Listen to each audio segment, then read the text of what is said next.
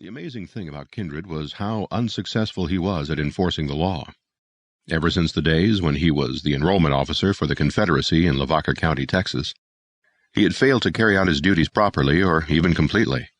He hardly ever caught a draft dodger, and when he did round up one or two, it was always with lots of help from the county sheriff and the home guards, who were sometimes called heel flies because they were such pests to just about everybody in the county, especially to the men they were trying to force into joining an army that was fighting a war that they had no desire to fight. The only thing that had separated the draft dodgers and the deserters from Kindred and the home guards when it came to taking a stand on the war was their courage. The dodgers and the deserters had the grit to take a stand, while most of the guards had joined the local militia to avoid the real fighting. Kindred fit right in with the heel flies.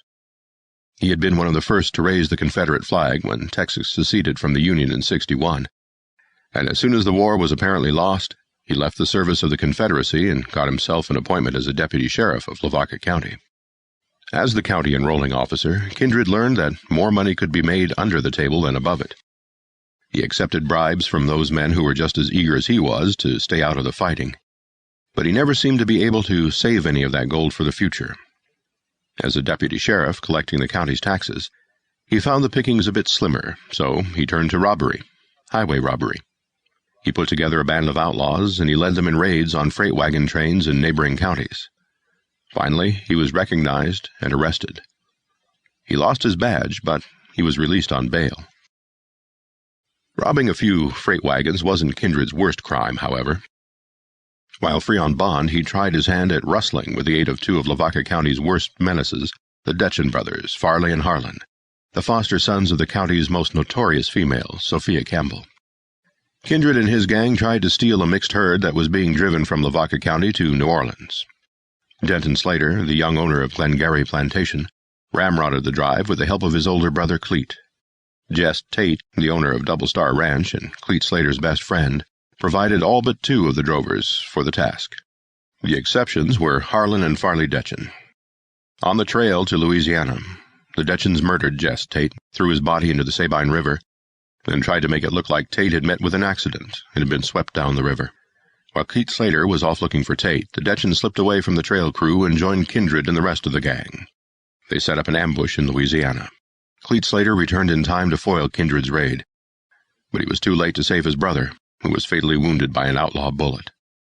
The murders of his best friend and his brother put Clete Slater on a blood trail. He swore that he wouldn't let their deaths go unavenged. He started his vendetta by hanging the two outlaws that he and the Double Star Hands had captured in Louisiana, and by hanging another one that they caught up with in Lavaca County.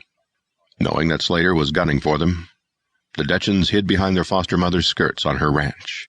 Kindred and his gang thought to escape Slater's wrath by running off to Mexico. Before he could wreak complete vengeance on the Detchens, Kindred, and the other outlaws, Slater was falsely accused and convicted of a crime against the Union Army, robbing supply wagons. He was sentenced to hang, but he escaped and rode off to Mexico in pursuit of Kindred and his gang. His own name blackened, Slater assumed a new identity, calling himself Slate Creed. True to form, Kindred chose the wrong side in the Mexican Civil War, joining the monarchist forces in Matamoros. Every man in his gang was killed in the fighting. Kindred escaped the Juaristas and found his way back to Lavaca County, where the charges against him for robbing a freight caravan had been dropped. Colonel Markham, the federal military commander for the area, wanted to see Clete Slater at the end of a rope, but his hands were tied somewhat because he was married to Slater's sister, Melinda. He needed someone else to do his dirty work. He found the perfect man in Kindred. Markham arranged to have Kindred appointed a deputy marshal, working for the army. His assignment was to catch Clete Slater, alias Slate Creed, and see that he became dead. Kindred relished the task because now he was the hunter instead of the prey. He hired the Detchen brothers to help him find and kill Creed. They learned that Creed had been in Victoria, but that he had left there for Indianola, where he was to take a ship to New Orleans. The three crooked lawmen hurried to the port town, but they were too late. Creed's ship was already churning up the water, headed for the open sea. Angry that he had gotten away from them, the Detchens murdered his two friends, Kent and Clark Reeves, who were on the dock to see him off. Creed saw his friends die. He ran to his cabin and fetched his rifle.